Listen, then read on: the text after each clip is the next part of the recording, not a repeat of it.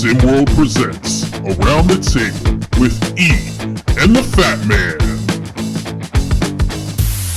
What's up, everybody? It's the B.O.B., and I'm here with my man E. E, how are you doing today?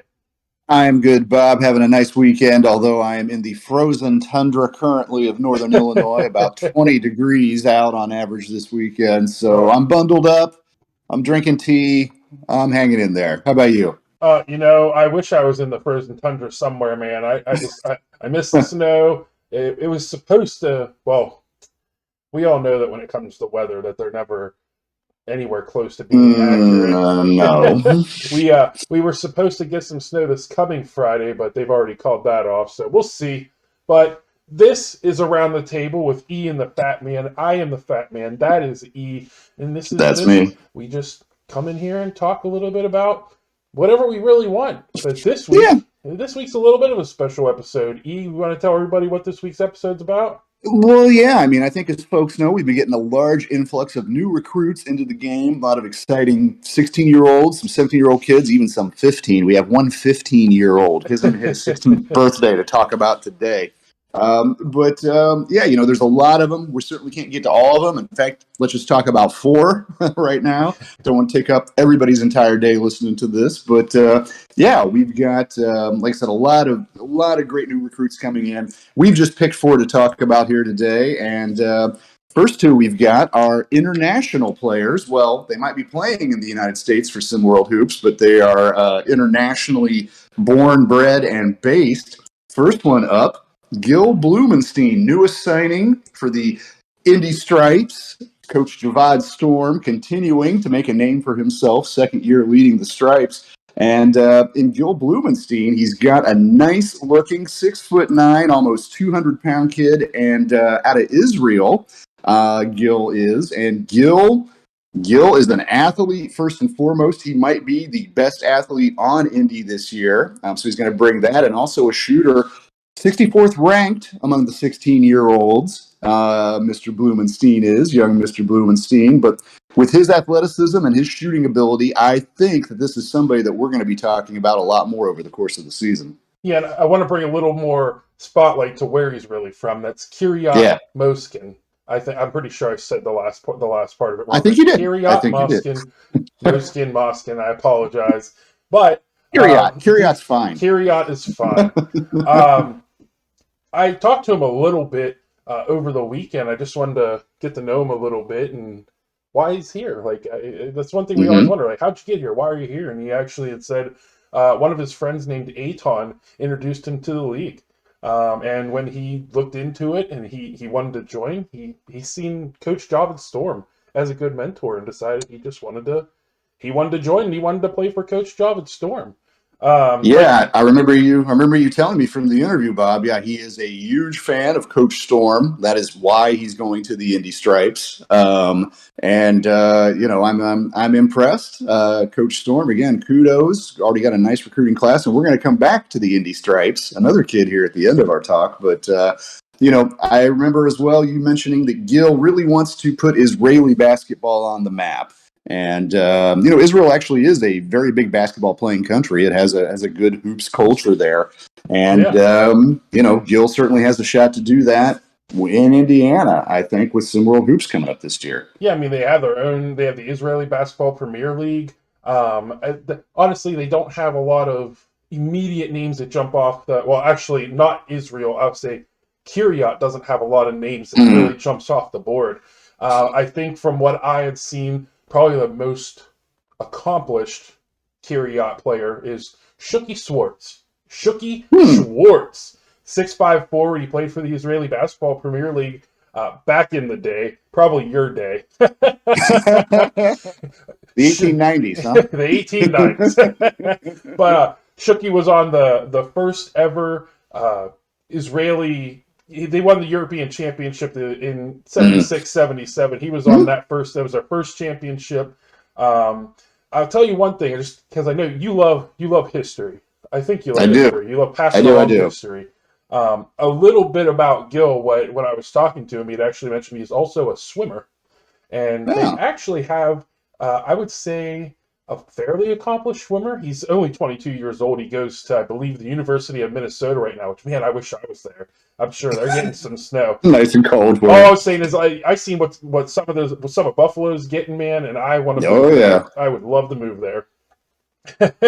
But there was an accomplished swimmer. Gil loves swimming. He seems like he's taking the best of what there's like a couple athletes there. He's just like he wants to do a little bit of everything. Bar Solovicek. He's an accomplished swimmer. He's doing all kinds of great swimming things, and I figured I wanted to. I like his name. That's really why I wanted to drop his name. So, but Fair enough. Image tricky. That's right. yeah. Well, yeah, but I think it's really Gill's athleticism that stands out. You know, he is a good spot up shooter. You know, at his height, 6'9", mentioned before, about 200 pounds, so not huge, but fairly solid. You know, is a good help defender down on the post. And you already talked about his swimming. I know that Gill also plays volleyball. Maybe no shock at his height that he can bring that as well. So just a well-rounded, all-around athlete. And again, I personally, I feel like it's a good bet to imagine his ranking moving up over the course of the year for sure. And again, I think he's going to be one of the scoring leaders and an offensive focal point for Indy this year. And get used to that saying that name and Kiryat Matskin because it's going to come up again. Yeah, and over the course of the season, I think. And it shouldn't be too surprising because when I talked to him, he had mentioned that the way that he plays or the way that he wants to play, he really wants to be like a Dirk LeBron combo. And that would be a pretty scary combo. Dirk had that unstoppable shot. LeBron can't shoot at all. Garbage. But no, your beef with LeBron is a separate issue, Bob. But could you imagine somebody with LeBron's athleticism with Dirk's unstoppable shot? And this is really what Gil wants to be, and I'll be super interested to see if he's able to do that. Yep. Fair enough. One thing that he really wanted me to let everybody know, and I'm talking about Gil here, is he really wants the coaches and the scouts to know that there are good basketball players in Israel, and that they really need to get there. He doesn't think that they get enough recognition out there, and he really thinks that coaches should come in there because there might be some hidden gems. I like it. Well, move on to our next player, also an international, Jay Luce. Jay's been active for sure on our Discord, so you may be familiar with Jay. He is from the Philippines and coming in, standing 6'5", weighing about 175 pounds, 16-year-old from Manila specifically. And he's currently ranked 77th, so just a few spots behind Gil among the 16-year-olds coming into this game. He has committed to SimWorld Asia Pacific squad, coached by Shiro Lee. And, really with Jay, with his game, I think right now he is primarily a defensive stopper. Certainly has that ability there, but, he's also a football player. Another one of these people who's a sort of good all-around athletic kind of kid, and certainly a hard worker, as a lot of the Asia Pacific squad is. And Asia Pacific didn't have a tremendous season last year. I think, it's the kind of squad where somebody like a Jay Luce can step in and can make a name for himself right away. And over the 2 years that he should and could be there, definitely a lot of room to grow. But no, we also did a little sidebar with Jay, get a little bit of background on Jay. Interesting thing for him, I think, is he's a big Ohio State fan, has some relatives in Ohio, extended family living there. So he's been watching their games for a while with that. I believe he, came over from the Philippines to visit his family in Ohio. So can understand the connection there. Another thing with Jay is he's a big LeBron James fan. And of course, in the past, LeBron has told Ohio State fans that if he was coming out of high school in the one and done days, that he would have gone to Ohio State. Now, as a quick aside, I know for a fact that LeBron has also told Kentucky fans he would have gone to Kentucky, and Duke fans he would have gone to Duke. So they'll tell anybody whatever they want to make him happy. That's right. The real reason he went straight to the NBA is because he didn't have the GPA to go to college. I think. I'm just kidding, kind of. Well, Jay has told us he's a big LeBron fan just because he can kind of do everything, both Yeah, on the yeah. offensive end, on the defensive end, and he would like to emulate that. He admires that with LeBron. Would like to bring that to his own game. And hey, fair enough. Now that said, in terms of the way that Jay's game has developed to this point, mentioned he's already a really solid defender. Offense still a little bit of work in progress, but is working on becoming a good spot up shooter. Oh yeah. And I know he also mentioned Klay Thompson Oh as yeah. a current NBA player that he admires and wants to emulate in that way too. So, Yeah. Jay again, Asia Pacific. I think there's a lot of minutes ready to step into there. So I also expect him to move up in the rankings, and I expect Asia Pacific to be better all across the board this season too. So rising tide floating the boats there, I think a little bit, and Jay Lewis looking to be a part of that. Yeah, and I suspect him to fit right in. He's going to slide right in there, take a starting spot, probably get at least 25 minutes a game. And yeah, talking to him, he had talked about how he really wants to be an all around, he wants to be a good playmaker and everything. But he knows right now he's a good shooter, and that's what he's best at. And he really wants to expand his game. So it'd be scary to see Klay Thompson if he was just a better overall player, a better playmaker, because that's obviously we don't think of Klay Thompson as a playmaker. We think of him as he's a shooter. But imagine if he added that depth to his game. That's what kind of player Jay wants to be, and I'll be super interested to see if he's able to pull that out. Well, we just talked about two international kids. Let's bring it back to domestic shores, Bob. Yeah. Royce Anderson. I understand you also spoke with him. Royce Anderson, 6'6", 17-year-old, so a little bit older than the two younger kids. Now coming in, he's a rising star. He's already ranked 20th at this point among the 17-year-olds SimWorld Hoops, and joining the Bay Area Breakers. He signed up to play with Coach Dre Pope out there in California, and interesting, at his size, 6'6", about 180 pounds, Royce is. But he's a really good offensive creator. I'm not sure you'll see him running the point, but great vision, great distribution. Can also get his shot off from the outside, but fairly advanced kind of game from Royce at a relatively young age. Yeah, and I know he with how good his game is, and again, it like advanced for his age, but he's a little bit older than some of these kids, so he's a lot more mature. Knows he's a really hard worker. That's one thing that we've noticed is he is a hard worker. He puts it in. He's also a track and field star, which is something that I did track and field, but obviously the field part because there was no running on my end. we did what we called the Butterfinger relay, where we put the throwers. I'll be honest, I just ran for the Butterfinger because at the end of it, the winning team got a Butterfinger, and that's all. Hey, there you go. That's right. And believe me, running is overrated. Take it from a guy who used to do cross country.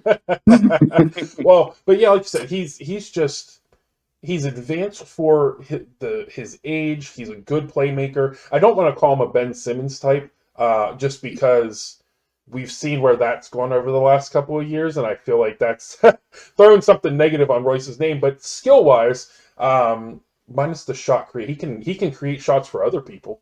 Ben Simmons can, but Royce can make his own shot. He chose SimWorld. It's interesting. He chose SimWorld because of the media exposure. He's seen how big media was for SimWorld Hoops, and he thinks it's the best way for him to get his name out there. Because talking to him, some of these kids, like me, for example, we didn't know what we wanted to do once we went beyond high school and stuff. But he really wants to go to college, and he's huge North Carolina fan. Yeah, and I'm sure you could probably rattle off a top 50, and you're just like, yeah, those are all great players, and it's like you could keep on going. That's his dream school if anybody's interested. North Carolina, if you're listening, dream school for Royce Anderson. Get him that scholarship offer. And Royce Lake Gill also not afraid to travel to get that basketball exposure and experience. Royce, a Orlando, Florida native, but going out to Bay Area, moving out to San Francisco, play a SimWorld game. So might be jetting from the West Coast back to the East Coast for some home visits, but maybe also go to North Carolina next year if he can line that up. Join Bryson Summers. Bryson, of course, the newest UNC Tar Heel, having graduated from SimWorld Hoops last year. But yeah, Royce Anderson, mentioned 20th ranked, and has a step back mid range to his game. Be very interested to see how he fits in with a fairly loaded, fairly talented Bay Area Breakers squad. There's already some very good people on this. Curtis London, Lawrence Shields, some other names you may remember from last year. But again, expect Royce to slide right into that lineup. Just be an interesting question of a guy who could probably play three different positions: point guard, shooting guard, and even moving down to like a small forward, swing forward kind of spot. He's going to be a Swiss Army knife for Coach Dre Pope there in Bay Area, I think. Oh, yeah. And speaking of someone that just slide into a team, I mean, going back to the Orlando part, obviously Royce from Orlando is. Let me drop some knowledge on you. I don't know if I want. Let me ask you. No, let me ask you a question. I won't drop knowledge on you. Okay. Speaking I like that. of teams and being able to put a strong starting five together, who is the best team player in Orlando, Florida history, or Orlando area history? I'll let you guess. Oh man. I mean, if we include the pro level, Penny comes to mind. Having the size, running the point for the Magic. How did I do? Terrible. So, in my opinion, Lance Bass is the greatest team player in the history of Orlando. Insane team player, man. Well, I'll have to talk to Ron Yell. Make sure we get Lance Bass in one of the pickup games here before too long. He can join out. Who actually surprises me with his ability on occasion. But hey, enough about the celebs. Back to these new recruits, and let's get into our last one, and let's take it back to the Indy Stripes because Javad Storm has pulled in another one, and this kid I'm very, very high on.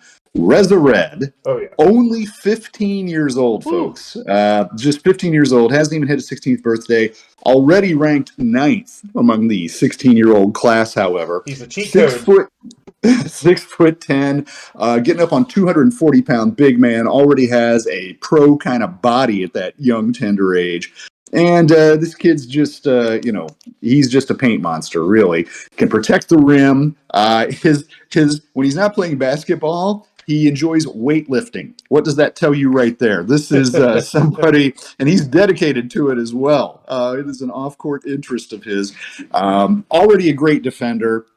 I think he's going to contribute plenty early on, just putting rebounds back in, getting dunks on the offensive end as well. Has a nice little shimmy shake move he can use down in the post already, and has 2 years to get better before he goes to college or on even to the G League, which is something that I do know he is thinking about.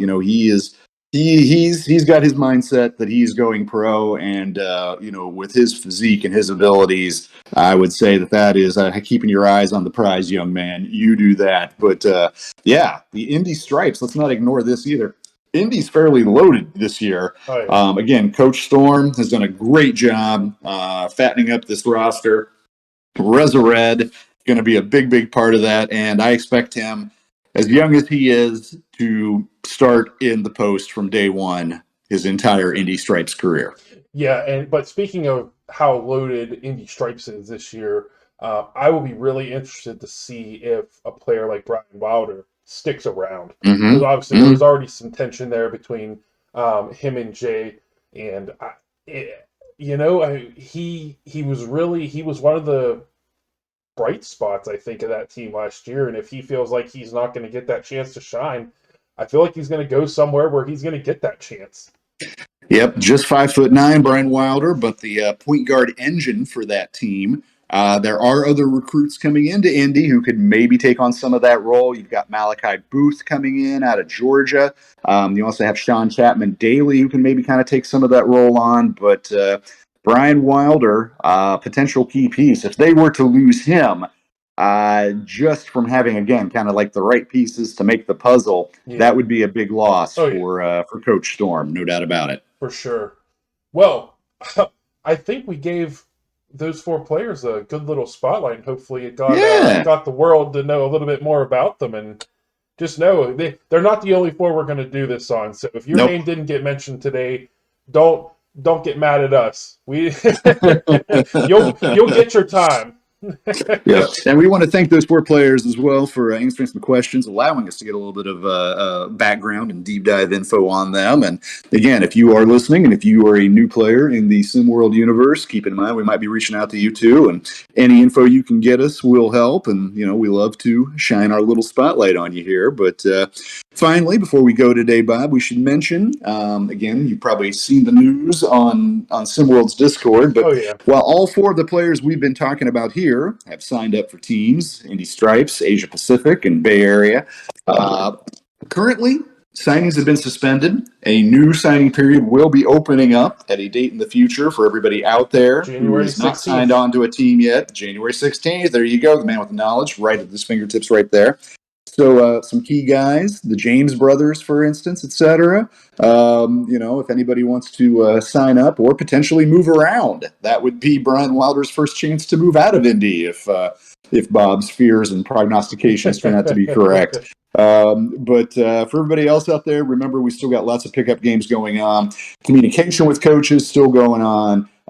Just official signing day not happening until the start of the new year now. Yeah, and it's interesting, and we apologize all around for the trouble and confusion and everything that may have caused, but there were some things that needed to be cleaned up, and with the little inquiry that was going on, we just had to make sure that we were doing everything the right way. So again, we apologize for all that inconvenience, but we'll get there. Stick with us.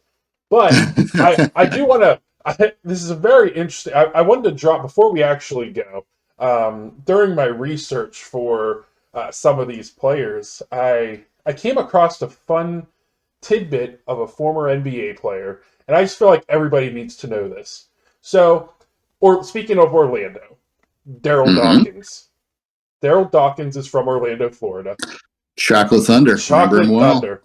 Known for breaking backboards back in the day. Did you know he named his dunks? Oh, yes. Yes. He loved to name dunks. I wanted to, there was one that I came across that I thought was just so outrageous that I feel like everybody needs to know. The very first time he ever broke the backboard, do you know what he named that dunk? No, give it to me. I think it's a long name, right? It is 6 ridiculous. Words. Yes, okay. The Chocolate Thunder flying, Robin Zine crying, teeth shaking, glass breaking, rump roasting, bun toasting, wham bam, glass breaking, I am jam.